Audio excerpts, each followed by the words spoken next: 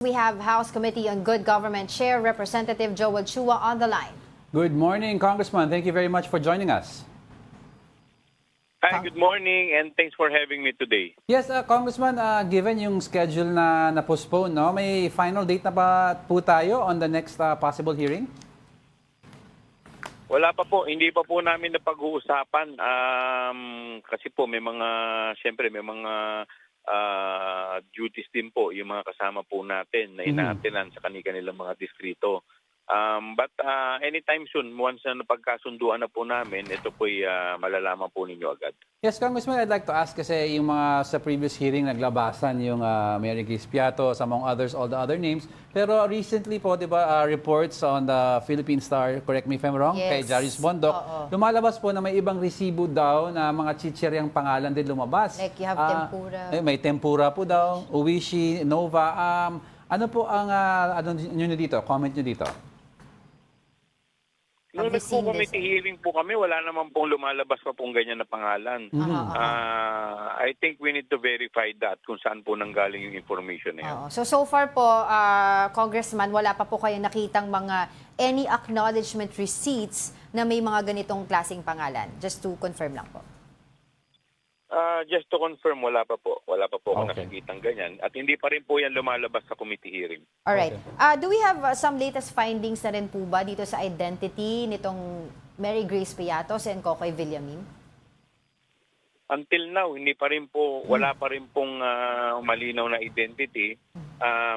Except, siyempre, pinadala na po natin yung mga pangalan na to sa PSA at saka sa NBI. So far, wala pa pong update from them. We are still awaiting update from the two government agencies. Okay. Congressman, ano na po yung mga nakikita natin? This is, pang ilan na po natin hearing ito ulit? 7th or 8th for this matter? 7, I think. Seven, 7 oo. po dapat. So, among those hearings, may mga nakita na po ba tayo na mga, or what are the policies that we are crafting based on these hearings? Yeah. In fact, by next week, we will file two proposed bill. Yung isa po dito is we will limit yung mga government agencies and the department that should be given confidential funds. Another one is i-regulate po natin kung sino lang yung mga po pwedeng maging SDO o yung mga tinatawag nating Special Disbursing Officer, including po yung amount of money na dapat po nilang i-handle. Kasi po as what happened during the committee hearing, yung pong I think it was Gina Acosta, yung fiduciary bond. Yes, I think the fiduciary bond is only 8 million. But yung kanyang accountability is worth 500 million. So parang medyo hindi proportionate sobra yung amount, no? So we are looking into that. Kaya nga po kailangan medyo dapat kung ano lang yung bond mo, dapat yun din lang yung mo, yung responsibility mo. And what are the agencies po na po pwede lang dapat na kumuha or magkaroon ng confidential funds? Just to be clear on that.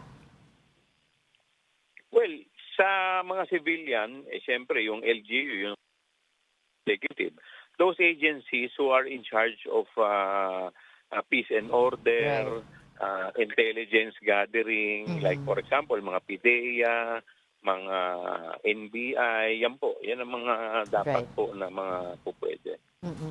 Taking this opportunity na rin po, Congressman, to ask you regarding this text message that was circulating online yesterday regarding daw po sa message from PBBM saying na lawmakers should not file an impeachment complaint versus VP Sara because it should not be a priority. Is that even true? I have no way of verifying the text message. But have you seen it po? But actually, yung impeachment, hindi naman po napag-uusapan pa eh.